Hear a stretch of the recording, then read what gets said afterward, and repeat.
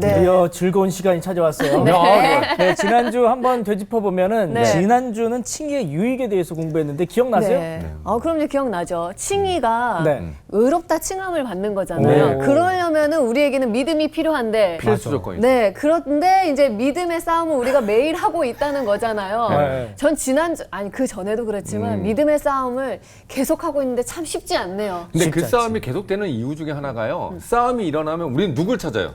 하나님을 찾게 돼요. 예수님을 찾게 돼요. 네. 그러면 기도하게 되거든요. 네. 그렇기 때문에 저도 그런 싸움 속에서도 주님을 찾는 기도를 많이 했던 것 같아요. 네, 지난 시간에 흥미진진한 걸 배운 것 같은데 네. 이번 시간도 너무 기대가 돼요. 네. 기대되죠. 네, 아담과 아담과 그리스도. 그리스도. 네. 선생님 나오십니다. 안녕하세요.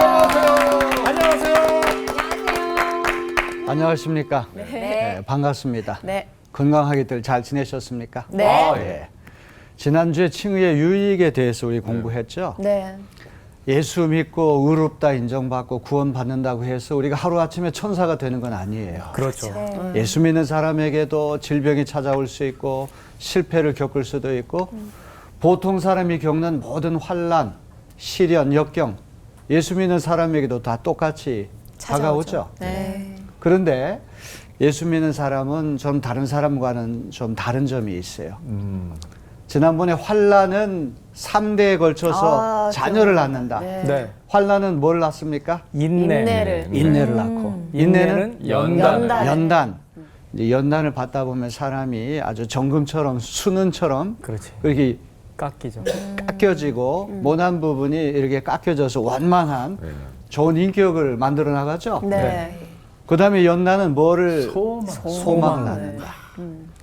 그래서 우리가 구원이라고 하는 건 하루아침에 완성되는 것은 아닙니다. 맞습니다. 이 구원이라고 하는 건 항상 역설적이고 또 긴장이 있죠. 네. have already 이미 시작되었지만 not yet 아직 완전히 실현되지 않은 거예요. 예수 믿고 구원받았다고 그래가지고 하루아침에 천사처럼 되는 것도 아니고 온갖 시련과 역경을 우리가 다 겪지만 예수께서 우리를 용납해 주셨기 때문에 그 믿음으로 은혜로 살아가는 것이죠. 네. 환난을 겪지만 그 환난을 능히 이길 수 있는 힘이 칭의에서부터 온다 이 말씀을 드렸습니다. 네. 오늘 수업 로마서 15강 아담 대 그리스도 첫 번째. 그래서 이제 한 사람 아담 또 한 사람 그리스도께서 이 세상에 어떤 영향력을 미쳤는가 이제 그거를 우리가 좀 공부를 하려고 그래요. 자, 로마서 5장 12절로부터 21절까지는 아담과 그리스도를 비교하고 대조해서 온 인류의 구속사를 한눈에 조감해 주는 그런 말씀이에요. 여기 구속사라고 하는 말을 이제 독일 말로 하일스 게시테 그렇게 말을 해요. 네. 하일이라고 하는 말은 구원이라고 하는 말이고 게시테라고 하는 말은 역사를 얘기하는 거예요. 구원의 역사. 그러니까 아담부터 오늘이기까지 우리 인류가 어떻게 하나님의 은혜로 구원받느냐 이게 구속사인데 이거를 한눈에 조감해 주는 말씀이에요. 조감도라고 하는 말 아시죠? 네. 조감도가 뭡니까? 우리 이강준 학생이 건축을 공부하셨기 때문에 조감도가 뭐예요? 좋습니다. 이제 새의 눈으로 위에서 내려다보는 게 조감도죠. 맞습니다. 이 조감이라고 하는 말이 세조자. 이 버드 아이라고 그래서 새가 높이 올라가가지고 이렇게 전체를 다 보는 거. 그게 조감도죠. 네. 그래서 인류의 구속사를 첫사람 아담과 둘째 사람 그리스도를 비교하고 대조해서 한눈에 보게 해주는 아주 중요한 말씀이 이번 말씀입니다. 네. 어떻게 그리스도라고 하는 한 인물 때문에 온 인류가 구원을 받을 수가 있을까? 참 흥미진진한 것이잖아요. 네. 내가 선택하고 내가 결정한 것이 아닌데 나를 위해 그리스도께서 십자가 달로 돌아가시고 사흘 만에 부활하심을 통하여 어떻게 나뿐만 아니라 인류 전체가 구원받을 수 있단 말인가? 네. 한 개인이 어떻게 인류 전체의 운명을 결정지을 수 있단 말인가? 상당히 아주 심각하고 딱 중요한 질문이에요. 네. 맞네요. 그래서 이 그리스도라고 하는 한 인물에 상응하는 분이 바로 아담이라고 보는 거예요. 이 바울이 참 아주 대단한 분이죠. 이 그리스도라고는 한 인물 때문에 우리가 구원을 받는다면 이 구원받기 전에 우리의 조건이라고 하는 것이 다 죄인 아닙니까? 네. 이런 죄의 문제를 어떤 사람이 몰고 왔을까? 그거를 이제 창세기 말씀을 특별히 2장, 3장을 이제 연구하면서 그리스도에 상응하는 인류의 대표로서 아담을 포착하게 된 거예요. 상당히 기발하죠? 네. 그래서 아담 대 그리스도의 그리스도. 대결. 아담은 어떤 일을 했고 그리스도는 어떤 일을 했는가? 순전히 그리스도의 구원 사역을 부각시키기 위해 이제 아담이라고 하는 인류 최초의 조상을 끌어들이는 것입니다. 네. 누구나 인류 전체의 운명에 결정적인 영향을 미친 이 두 사람이 대표하는 세계, 아담이 대표하는 세계가 있고 그리스도께서 대표하는 세계에 속할 수밖에 없는 것이죠. 이제 우리는 아담의 후손이기 때문에 죄를 짓지 않는다고 할지라도 아담이 지은 그 죄가 우리한테 계속 대물림이 될 때가 있어요. 이런 죄를 무슨 죄라고 이야기를 하죠? 원죄. 오늘 이 로마서 5장 말씀은 원죄론의 결정적 근거가 되는 말씀이거든요. 이 종교개혁자들이 이 원죄론이라고 하는 걸 말할 때 이제 오늘 공부할 말씀을 근거로 해가지고 원죄론이라고 하는 교리가 나온 거예요. 네. 이 죄에는 두 가지 종류의 죄가 있어요. 첫째는 원죄라고 하는 게니까 또 두 번째 죄는 어떤 죄예요? 내가 저지른 죄. 네. 내가 저지르는 죄, 내가 자유의지를 갖고 내가 책임져야 할 죄. 이거는 무슨 죄라고 그래요? 본죄, 본죄. 혹은 자범죄. 그렇게 이야기를 하죠. 그러니까 죄에는 원죄가 있고 자범죄, 본죄 두 가지가 있는 거예요. 내가 자유의지를 가지고 선택하고 결정해서 죄를 짓지 않는다고 할지라도 아담 안에 있게 되면 우리는 저절로 죄가 된다. 이게 원죄의 개념이에요. 아주 중요한 그런 개념을 이제 오늘 우리가 공부하게 될 것입니다. 근데 제가 진짜 믿음이 생기고 나서 이제 원죄, 뭐 본죄 이런 거를 알게 되니까 계속 죄인이라고 하니까 주눅들게 되고 위축돼요, 사실. 네, 사실은. 죄인입니다. 그런 것도 죄인입니다. 우리가 죄인임에도 불구하고 예수 그리스도의 은혜가 압도적이라서 그 죄를 다 이겨내시고 우리를 구원해 주신다. 구원해 주셨다는 게 포커스입니다. 우리는 적극적이고 긍정적인 것에 초점이 있는 것이지 너는 죄인이니까 하면서 자꾸 우리를 닥달하고 우리를 절망 속에 몰아넣는데 바울의 초점이 있는 게 아니에요. 네. 그러니까 절대로 주눅들 필요가 없는 거예요. 네. 누구나 다 죄인이라고 하는 거는 이거는 아주 보편적인 사실입니다. 네. 이제 그 이야기를 우리 오늘 공부하려고 그래요. 네. 네.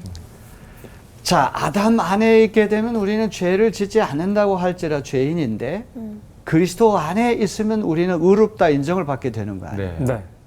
근데 아담 안에 있는 거는 다 숙명적인 거예요. 누구나 다 피할 수 없는 거예요. 근데 그리스도 안에 있는 건 누구나 다 그렇게 되는 건 아니죠. 네. 예수 그리스도를 알아야 되고 예수 그리스도를 믿음으로 고백해야 돼요. 그렇죠? 네. 아담 안에 있는 거는 누구나 다 속하는 것이지만 그리스도 안에 있는 건 누구나 다 속하는 건 아니죠. 네. 우리가 그리스도를 알고 그리스도를 하나님의 아들 구세주로 믿고 영접하고 고백해야지만 우리가 그리스도 안에 있게 되는 거예요. 네. 그 차이도 아주 중요한 것입니다. 네. 네. 그래서 이 로마서 5장 12절로부터 21절은 출생 신분으로는 아담에게 속했지만 네. 신앙 결단으로 그리스도께 속해 영생을 선물로 받는 구원받을 사람들. 이 사람들과 아담 안에 있으면서 끝까지 그리스도를 영접하지 않고 그리스도를 믿지 않아가지고 그냥 죄에 속해 살다가 죽는 이들. 이 두 그룹으로 나눠줄 수 있다고 하는 걸 우리에게 보여주는 거예요. 자, 모형 혹은 유형이라고 하는 말을 쓰는데요. 헬라 말로 티포스라고 하는 말인데 타입이라고 하는 말이죠. 이제 연애를 할 때 이제 누구를 이제 소개시켜주면 우리가 그런 말을 합니다. 그 사람은 내 타입이 아니야. 타입이 아니라고 하는 말은 어떤 유형을 얘기하는 거예요. 전체, 그죠? 네. 그 한 사람 개인을 얘기하는 것보다는 그 사람이 갖고 있는 어떤 개성이나 특성이나 외모, 어떤 패턴을 이야기하는 거 아닙니까? 네. 그래서 이 모형, 유형론을 지금 사도 바울이 이제 전개를 하는데 아담과 그리스도를 모형론적으로, 유형론적으로 비교, 대조하는 거예요. 도식은 아주 간단합니다. 첫사람 아담은 하나님께서 에덴 동산에서 뭐든 할 수 있는 자유를 주셨지만 하나 못한 게 있어요. 뭐죠? 선과 악을 구별할 수 있는 선악과를 못 먹는. 네, 동산 중앙에 있는 선악과를 이제 손대지 말라 하나님께서 이렇게 명령을 내리셨어요. 네. 계명을 주셨잖아요. 그런데 아담과 하와가 선악과를 이제 입에 대고 손에 대면서 타락을 하게 된 거예요. 네. 하나님이 주신 그 계명에 불순종해서 죄가 찾아왔잖아요. 네. 그 죄의 결과로 죽음이 찾아왔다는 거예요. 그래서 이제 오늘 공부할 때 잊지 말아야 될 것은 사람은 누구나 죽는데 이 죽음의 원인이 바로 죄고 죄의 결과가 바로 죽음이다. 이거를 꼭 기억해야 됩니다. 네. 자, 아담이라고 하는 사람은 이런 어떤 연쇄적인 작용을 일으켰는데 둘째 사람 그리스도는 은혜.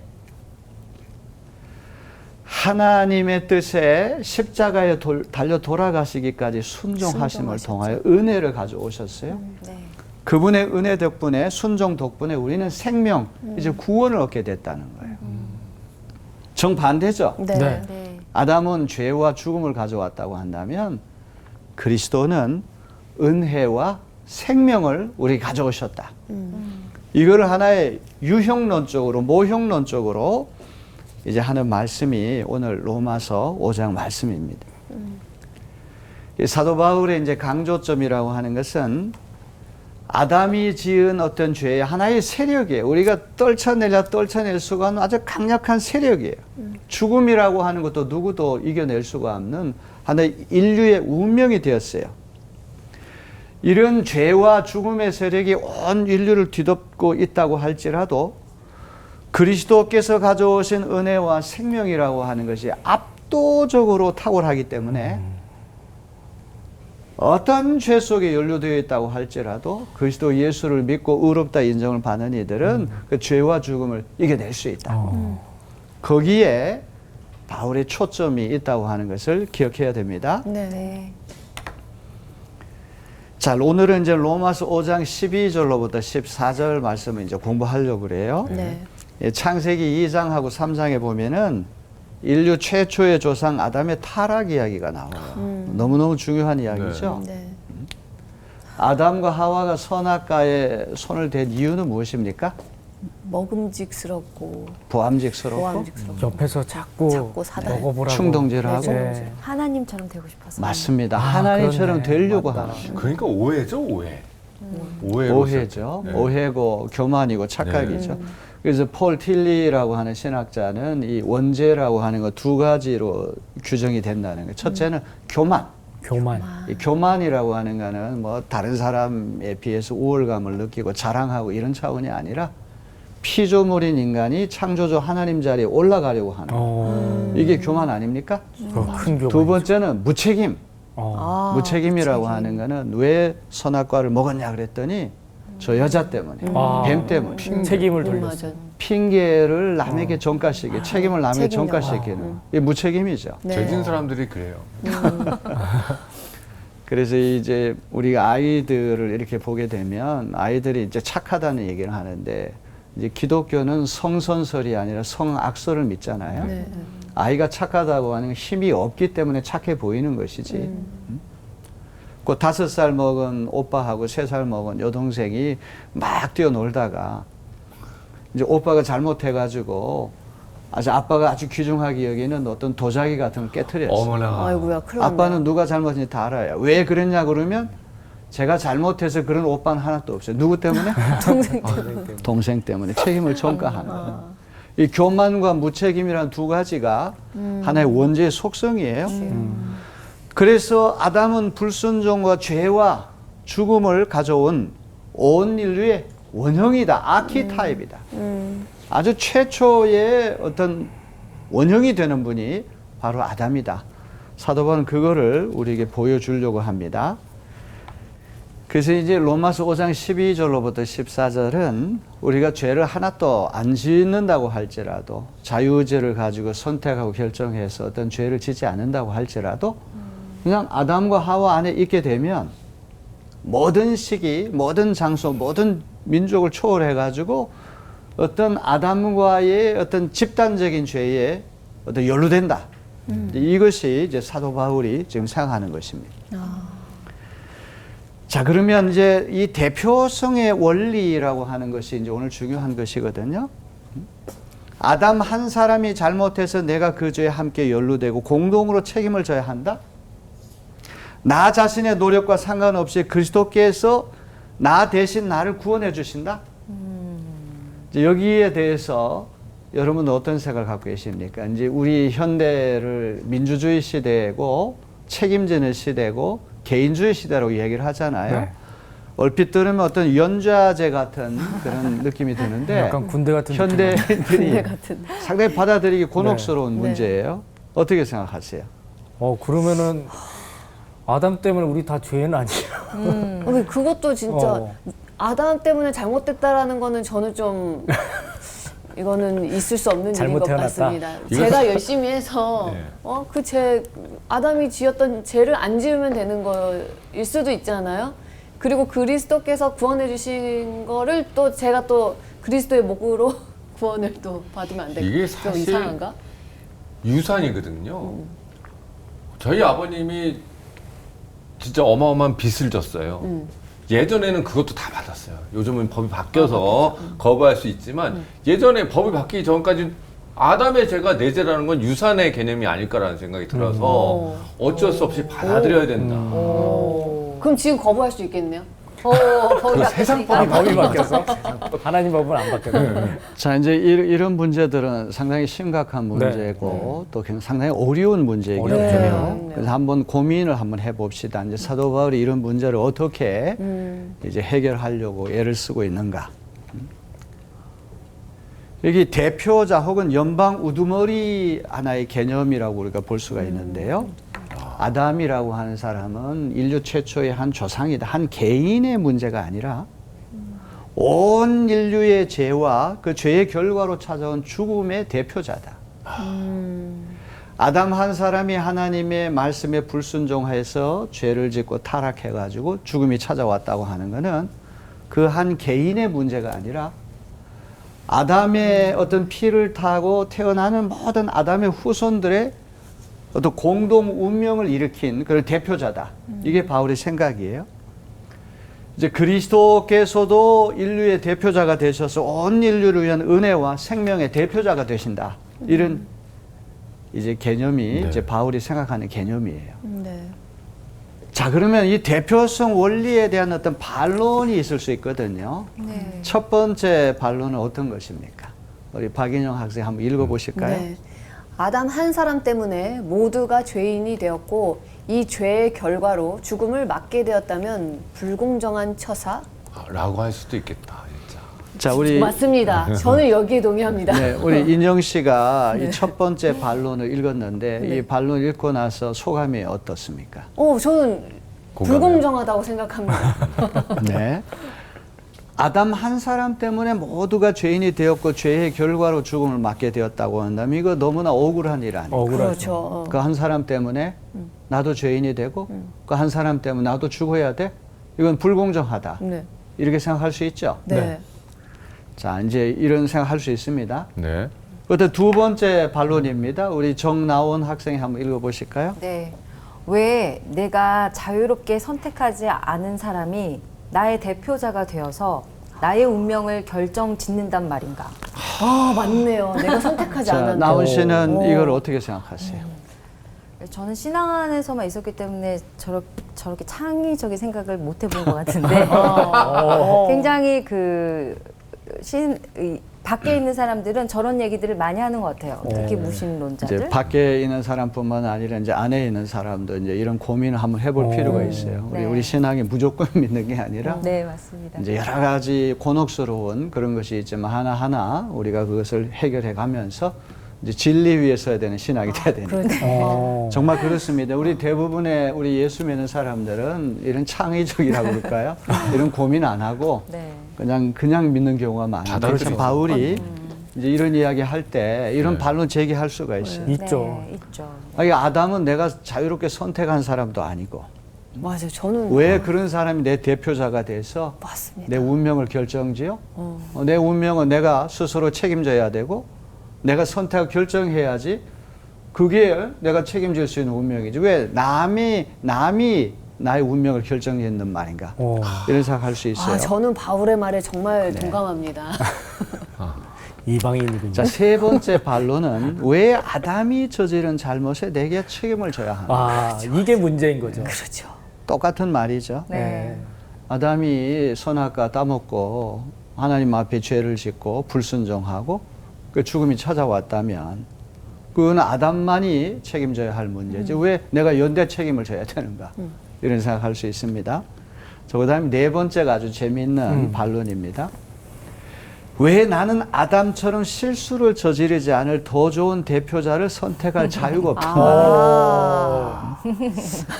어떤 사람이 내 운명을 결정짓는다고 한다면 아담처럼 어리석고 불순종하고 죄 짓는 사람이 아니라 아주 슬기롭고 은혜롭고 순종 잘하는 그런 사람을 내가 선택했다고 한다 이런 일이 없을 텐데 왜 그럴 자유가 내게 없단 말인가? 아니 뭐 태어난 걸 결정지을 수도 없는데 뭐 대표자를 어떻게 선택해요? 뭐 어쩔 수가 없는 거지. 네, 그렇습니다. 이제 이런 반론을 얼마든지 던질 수가 있어요. 있어요. 자, 아담과 그리스도의 대표성의 문제는 왜 우리가 자유롭게 선택하지 않은 대표자에 의해서 멸망을 받든 구원을 받든 이미 저질러진 죄나 이미 이루어진 구원에 내가 함께 연루돼야 한단 말이에요. 그러니까. 이거는 꼭 아담의 문제뿐만 아니라 그리스도와도 관계가 될 수 있어요. 자, 그런데 이 C.S. 루이스라고 하는 말이 아주 재미있는 말씀을 했습니다. 원죄 교리는 한 사람의 독재자에게 의존하지 않고 권력을 분산시키는 민주주의의 근거가 된다. 왜 이런 말을 했을까요? 좀 어려운데요, 저에게는. 원죄 교리는 한 사람의 독재자에 근거하지 않고 의존하지 않고 이 권력을 분산시키는 민주주의 근거가 된다. 이 말씀을 한 이유는 이 세상에는 완벽한 사람이 아무도 없다. 우리가 100% 신뢰하고 따를 만한 훌륭한 인물 하나도 없다. 다 아담과 하와의 후손으로 원죄를 타고나기 때문에 100% 완벽한 사람 없기 때문에 한 사람에게 권력을 몰아주면은 타락할 수밖에 없다. 절대 권력은 그렇네요. 절대 부패한다는 말이 있잖아요. 네. 그래서 이런 원죄 교리는 해 아래에 있는 인생 누구도 완벽한 사람이 없기 때문에 죄인이기 때문에 이게 권력이라는 건 한 사람에게 집중되면 안 되고 분산시켜야 된다. 이 민주주의 근거가 된다. 이제 그런 맥락에서 나오는 말이에요. 이해가 되십니까? 네. 이제 제가 지금 해석하는 그 뜻을 잘 이해를 해야 됩니다. 네. 자, 그런데 이제 이런 질문을 한번 던져보고 싶습니다. 연방 대표성의 원리가 복음인 이유가 있어요. 왜 이게 복음일까요? 이제 이걸 한번 생각해 보셨습니까? 아까 어떤 학생이 비슷한 말을 했는데 아담이 우리 인류의 대표자가 돼가지고 아담이 불순종하고 죄를 짓고 죽음이 이제 찾아왔다고 그러면 거기에 대해서 우리가 불평을 많이 해요. 네. 에이, 이 아담 때문에 내가 이렇게 됐잖아. 거기에 대해서는 항의하고 이의를 제기하는데 그리스도께서 내가 아무것도 한 일이 없는데 나를 위해 십자가 달 돌아가시고 나를 죄와 죽음에서 구속해 주셨어. 이럴 때는 감사할 이유밖에 없잖아요. 네. 그러니까 플러스 마이너스가 서로 왔다 갔다 해가지고 이게 밸런스를 맞추는 균형을 잡고 이게 공정한 거죠. 네. 아담을 생각하면은 우리가 불평할 일이 많지만 그리스도를 생각하면 불평할 일이 하나도 없는 거예요. 네. 그렇기 때문에 이게 복음이죠. 제가 좀 말씀하는 게 이해가 되십니까? 네. 네. 조금 아담 때문에 내가 죄인이 되었다는 사실은 기분 나쁘고 막 항의하지만 그리스도 때문에 내 죄를 사함받고 내가 용서받고 구원받는다고 하는 것은 참 감사한 일이에요. 그렇죠. 그리스도께서 나를 대표해가지고 십자가 달 돌아가시고 사흘 만에 부활하시고 내가 그분을 영접하고 믿고 그럴 때 의롭다 인정받는, 이거는 감사할 것밖에 없잖아요. 그렇죠. 그렇기 때문에 이거는 플러스 마이너스 이렇게 하면은 다 똑같이 되기 때문에 이건 공정하게 되는 거죠. 바로 그런 의미에서 이제 복음이 된다는 그런 말입니다. 결국에는 이제 어느 관점으로 보는지에 따라서 좀 달라질 것 같아요. 죄를 계속 묵상하게 되면 불평과 뭐 불만만 나오게 되는데 원망 나오죠. 그렇죠. 그로 인해서 하나님께서 우리를 구원해 주시고 정말 값없이 구원해 주신 것을 또 생각하게 되면 감사할 일만 생기는 거죠. 그게 맞습니다. 바로 지금 복음인 저기 우리 이강준 씨가 제가 말씀하고 싶은 내용을 잘 그렇게 설명해 주셨어요. 자, 그럼 이제 본문으로 들어가서 하나하나 살펴보겠습니다. 네. 로마서 5장 12절을 한번 누가 읽어보실까요? 네, 제가 읽어보겠습니다. 그러므로 한 사람으로 말미암아 죄가 세상에 들어오고 죄로 말미암아 사망이 들어왔나니 이와 같은 모든 사람이 죄를 지었으므로 사망이 모든 사람에게 이르렀느니라. 네, 고맙습니다. 자, 창세기 3장에 보면은 아담의 불순종으로 죄가 세상에 들어오고 죄로 말미암아 죽음이 찾아왔다. 이제 아까도 계속 말씀드렸지만 이 로마서 5장을 읽을 때 놓치지 말아야 될 것은 죄는 죽음의 원인이고 죽음은 죄의 결과라는 거. 네. 이게 이제 우리가 죄의 개념도 모르는 어린아이도 죽을 수 있잖아요. 어떤 정신 지체 이런 어떤 장애를 가진 아이, 죄의 개념도 모르고 죄질 겨를도 없는 아이도 죽을 수 있잖아요. 그러니까 누구나 다 죽는다는 거는 죄인이기 때문에 죽는다는 거예요. 이제 바울의 논리대로 얘기한다. 죄는 죽음의 원인이고 죽음은 죄의 결과라는 거예요. 자, 그런데 아까 우리 12절을 우리가 문장론적으로 보게 되면은 이게 일종의 미완성이거든요. 이제 바울이 얘기하려고 하는 이와 같이 또한 그러하다. 이제 이런 이야기를 하는 거예요. 한 사람 때문에 죄가 세상에 들어오고 죄 때문에 사망이 들어왔기 때문에 모든 사람이 죄를 지었기 때문에 사망이 모든 사람이 일어났느니라. 네. 이렇게 돼 있잖아요. 네. 이와 같이 또한 그러하다. 한 사람으로 말미암아 죄가 세상에 들어오고 죄로 말미암아 사망이 들어왔나니.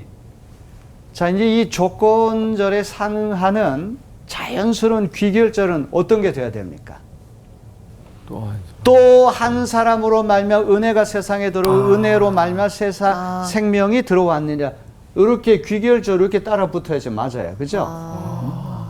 아담 때문에 죄가 들어오고 그 죄 때문에 죽음이 찾아왔다면 이제 그리스도 때문에 은혜가 왔고 그 은혜 때문에 우리가 생명을 얻었다. 이렇게 맞춰야 되는데 바울이 그렇게 안 하거든요. 네. 뭐라고 얘기를 합니까? 모든 사람이 죄를 지었으므로 사망이 모든 사람에게 이르렀느니라. 여기 이렇게 자연스럽게 연결되지가 않아요. 네. 지금 바울은 이제 예수를 믿음으로 우리가 다 의롭다 인정받는다고 하는 사실과 함께 인간의 어떤 죄의 보편성이라고 하는 이 이제 모든 사람이 죄를 지어서 사망이 모든 사람이 이르렀다. 이거는 해 아래에 있는 모든 인생이 어느 시기 어떤 장소 어떤 민족 이걸 다 뛰어넘어가지고 이게 보편 현상 아니에요. 그죠? 네. 이게 죄의 보편성을 강조하게 이야기를 하는 거예요.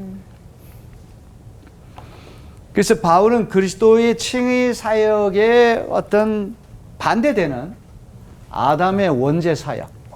아담이 죄를 짓고 아담의 죄 때문에 인류에게 죽음이 찾아왔다. 이 죄의 보편성, 이 죽음의 보편성, 이거를 지금 이야기하려고 하는 거예요. 네. 자, 이와 같이 모든 사람이 죄를 지었으므로 사망이 모든 사람에게 일어났느니라. 네. 요 5장 12절 후반부는 어거스틴이나 루터가 원죄론을 말할 때 전고로 삼는 아주 중요한 말씀이에요. 네. 자, 이 구절을 우리가 잘못 해석을 해가지고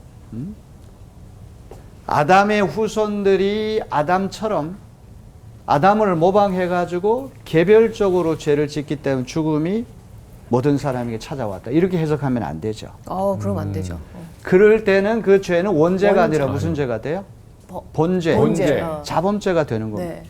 되고 마는 것이죠. 그렇죠? 네. 자, 온 인류의 연방 대표자로서 아담. 우리가 단순히 아담을 모방하고 아담과 똑같이 죄를 짓기 때문에 죽음에 빠지는 것이 아니라 아담과 운명적으로 유전적으로 연대해서 필연적으로 불가피하게 죄인이 되고 마는 거예요. 아담 안에서 아담과 함께 연대해서 필연적으로 짓는 죄, 그게 원죄죠. 원죄. 이제 바울과 같은 천재적인 신학자가 우리 죄의 어떤 기원을 아담에게 소곡해가지고 찾고 우리가 무슨 죄를 지으면 이건 내 잘못이 아니라 아담 때문이야. 책임을 아담에게 전가하기 위해서 이 얘기를 하는 게 절대 아니에요. 아니죠. 오늘 우리가 죄 짓는 것을 가만히 보게 되면 바로 우리 자신이 아담과 똑같은 존재란 말이에요. 그래서 이제 창세기 3장에 보게 되면 하나님께서 선악과 손대지 말라고 하는 명시적인 계명을 주기 전까지는 아담에게 자유가 있잖아요. 죄 지을 그렇죠. 자유와 죄 짓지 않을 자유 두 가지 자유가 있었는데 그 자유를 죄 짓는 자유 쪽으로 행사했잖아요. 그래서 이제 타락을 해가지고 이제 아담의 후손에게는 죄 안 지을 자유가 없어져 버리는 거예요. 우리는 다 죄 지을 자유, 죄 지을 가능성밖에 없게 됐다고 하는 것. 이것이 전적인 부패, 전적 타락론을 얘기하는 거 아닙니까? 그렇죠? 이제 이 교회 바깥에 있는 사람 받아들이기 어렵지만 이제 우리의 삶을 가만히 놓고 보게 되면 우리가 자유의지를 가지고 죄를 짓지 않는다고 할지라도 우리는 다 이 죄에 공모되어 있고 연루되어 있다고 하는 거예요. 이 죄에 어떤 얽매여 있다고. 내 자신이 아담이 될 수밖에 없다는 거죠. 그래서 거듭 말씀드리지만 바울은 우리 죄의 원인을 생물학적으로 규명하려고 하는 것이 아니에요. 죄는 유전적으로 대분림된다. 뭐 여기에 액센트가 있는 것이 아니라 그래서 우리가 죄가 어떤 있게 될 때 책임을 아담에게 전가하려고 하는데 이제 바울의 목적이 있는 것이 아니에요. 자, 이거 참 중요한 말인데요. 여기 죄라고 하는 게 영어로 sin인데요. 여기 소문자가 있고 대문자가 있어요. 여기 소문자의 sin이라고 하는 거는 우리 한 사람 한 사람이 지는 개별적인 죄. 특별한 죄를 얘기하는데 여기 이 대문자의 이 sin이라고 하는 거는 원죄죠. 원죄인데 이건 하나의 세력이야. 아주 강력한 세력으로 어떤 사람 누구도 다 사로잡고 놓아주지 않는 세력. 이해가 되시죠? 네. 이 죄의 결과로 찾아온 죽음이라고 하는 것도 데스라고 하는 이 죽음도 개별적인 죽음. 한 사람 한 사람이 죽는다고 하는 어떤 이런 차원이 아니라 누구나 다 대문자로서의 하나의 운명이고 세력이고 피할 수 없는 숙명으로서의 이 죽음. 세력이죠. 네. 그러니까 이 죄와 죽음이라고 하는 것이 한 개인의 문제가 아니라 온 인류의 한 집단의 문제고 공동 운명의 문제고 연대적인 문제라는 거죠. 지금 바울이 지금 그 이야기를 하고 있는 것입니다. 네. 아담의 죄를 모방하는 것으로 그치는 것이 아니라 우리는 저절로 아담의 죄에 이제 연루된다는 그런 이야기예요. 네. 자, 마틴 루터가 이런 말을 했어요. 원죄는 우리가 저지르는 죄가 아니라 이미 있는 죄 때문에 고통당하는 죄다. 그래서 원죄는 아담이 최초로 지은 죄, 독일 말로 우어죄인데 최초로 짓는 죄가 아니라 상속죄, 에어프죄인데 에어벤이라고 하는 말은 상속받는다. 네. 그러니까 상속받는다는 건 내가 물리치려고 해도 물리치려서 불가항력적으로 내게 오는 죄죠. 그러니까 우리 한 사람이 아담처럼 되고 마는 거죠. 구원받기 전에. 각 개인이 짓는 개별적인 죄 때문에 죽음이 찾아오는 것이 아니라 죄는 본인이 마음대로 통제할 수 있는 문제가 아니에요. 훨씬 더 근원적이고 선천적이고 불가항력적이고 우주적이고 하나의 보편적인 세력이 우리를 덮고 있다. 이게 지금 바울의 지금 생각이거든요. 네. 아담과 그리스도 안에서 인류의 공동 운명성, 이 죄와 죽음이라고 하는 것이 군림하고 왕노릇한 세력이에요. 그래서 우리가 죄의 영역 안에 들어가 있으면 우리 힘으로 스스로 힘으로 뛰쳐나오기 어려워요. 그리스도를 믿고 그리스도의 은혜로 하나님의 은혜로만 영역 이동, 죄와 죽음이 지배하는 영역 그 세력에서부터 은혜와 생명이 지배하는 영역으로 자리를 바꾸는 거죠. 그래서 구원은 영역 이동이고 세력 바꿈이다. 이게 이제 아주 중요한 것입니다. 자, 죄가 보편적이기에 죽음 역시 누구도 피할 수 없는 보편 현상이에요. 이제 사도 바울이 정말 얘기하고 싶은 거는 사실 원죄라기보다는 원사. 이게 죽음이라고 하는 게 왜 생겨났을까? 이거는 죄의 결과로 찾아온 것이다. 이 원사, 이걸 얘기하려고 그러는 거예요. 죽음이라는 보편 현상, 누구나 다 죽는다고 하는 말은 인간이 아담의 죄성에 참여하고 있다. 이걸 보여주는 증거예요. 자, 그러면 5장 13절로부터 14절 전반부를 제가 읽겠습니다. 죄가 율법 있기 전에도 세상에 있었으나 율법이 없었을 때는 죄를 죄로 여기지 아니하였느니라. 그러나 아담으로부터 모세까지 아담의 범죄와 같은 죄를 짓지 아니하던 자들까지도 사망이 왕노릇하였나니. 여기 흥미롭게도 바울은 인류 역사를 세 시기로 구분해요. 아담 시대, 모세 율법 시대, 그리스도 시대. 자, 이런 시기를 세 시기로 구분하는 이유는 모세의 율법이 주어지기 전과 후에 죄와 관련해 어떤 차이가 있느냐.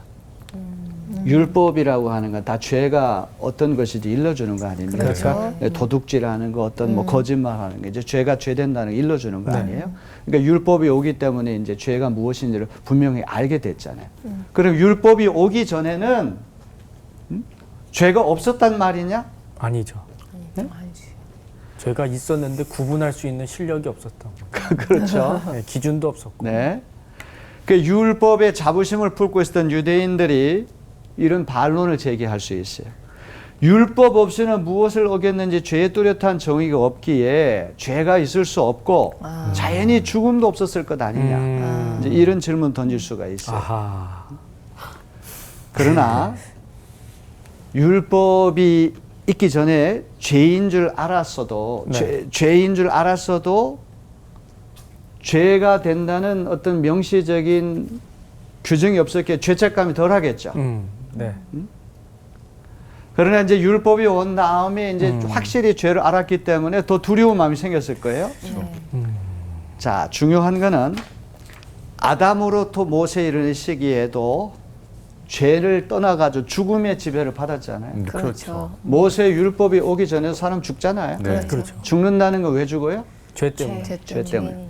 그러니까 죽는다는 사실 때문에 그들도 죄인이라는 네. 이제 사도 바울이 얘기합니다.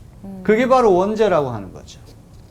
설령 자기 자유의지를 가지고 자범죄, 본죄를 짓지 않는다고 할지라도 인간은 누구나 다 죽어야 된다고 하는 사실, 그거는 바로 죄인이기 때문에 그런 일이 나타난다는 말이죠. 모세 시대가 도래하기 전 율법이 없었기에 죄를 지어도 죄인지 몰랐고 죄를 저질러도 큰 죄책감이 없었고 죄를 지어도 죽어 마땅하다 생각할 수 없었음에도 불구하고 왜 죽음을 피할 수 없느냐? 왜 죄가 죄인 줄 몰랐던 모세 이전의 시대에도 우린 여전히 죄인이냐? 그건 죽음의 세력이 덮고 있기 때문에. 죄와 죽음이라고 하는 것은 뗄래야 뗄 수 없이 서로 연관되어 있다고 하는 것. 그게 아주 중요한 거예요. 네. 이제 오늘 기본 취지는 여러분 잘 네, 이해를 네. 하셨을 거예요. 네. 아담이라고 한 사람, 그리스도라고 한 둘째 사람을 비교하고 대조시켜 가지고 우리 인류의 죄의 문제, 죽음의 문제, 은혜의 문제, 생명의 문제, 이거를 하나의 조감도처럼 딱 펼쳐 보이는 거. 네. 아주 참 기발한 거예요, 그죠? 네. 그 본뜻만큼은 잊지 마시길 바랍니다. 네. 알겠습니다. 그럼 이제 이 정도 하고 저는 물러가겠습니다. 네. 오늘 수고들 많이 하셨습니다. 네, 네, 감사합니다. 오늘 너무나도 어렵고 어리둥절하면서 이게 뭘까 계속 생각되는 강의였지만 이 모든 것도 하나님 계획 안에 있지 않았을까라는 생각이 들어요. 세 절, 딱 세 절 하는데 이렇게까지 힘들어? 하나님이 우리를 만들고 이렇게까지 이끌어 오기도 그렇게 힘들었거든, 사실. 그래서 다시 한번 진짜 로마서는 쉽게 다가가지만 어렵게 풀리기도 하고 어렵지만 쉽게 풀리기도 열릴 수도 있다는 생각이 다시 한번 해봤습니다. 저는 사실은 이거에 대해서 머리로는 굉장히 이해를 하고 있었지만 마음에서는 문득 근데 좀 불공평하지 않아? 이런 생각을 좀 하고는 있었거든요. 근데 이제 머리로 누르는 거죠. 그래도 이해해야 돼. 근데 오늘 이 말씀을 들으면서도 제 마음속에 담겼던 것들을 이제 여쭤보고 또 들으니까 그래도 부족하네. 내가 아직 부족하네. 더 나도 연구를 하고 더 성령하고 친해져야 되겠구나. 이걸 느끼는 시간이었어요. 굉장히 어떤 내 틀 안에서만 사고하고 생각할 수 있었던 것을 그 틀을 넘어서까지 생각했을 때 정말 이거는 진리구나, 진리다, 유레카 그런 시간이었던 것 같아요. 네. 결국에는 우리는 죄인이라는 걸 이 강의를 통해서 분명히 느꼈어요. 네. 복음을 알려주시는데도 불구하고 그거를 인정하지 않고 무책임하게 우리의 책임을 전가하고 있잖아요. 가장 중요한 것은 죄에 포커스를 두기보다는 이 죄로 인해서 우리가 사망으로 갈 수밖에 없는 우리 인간을 구원해 주셨다는 게 가장 중요한 포커스고 그로 인해서 이번 한 주는 더욱더 감사하는 마음으로 하나님께 기도드리면서 사셨으면 좋겠다는 바람이 있습니다. 네, 여기까지 하도록 하겠습니다. 감사합니다.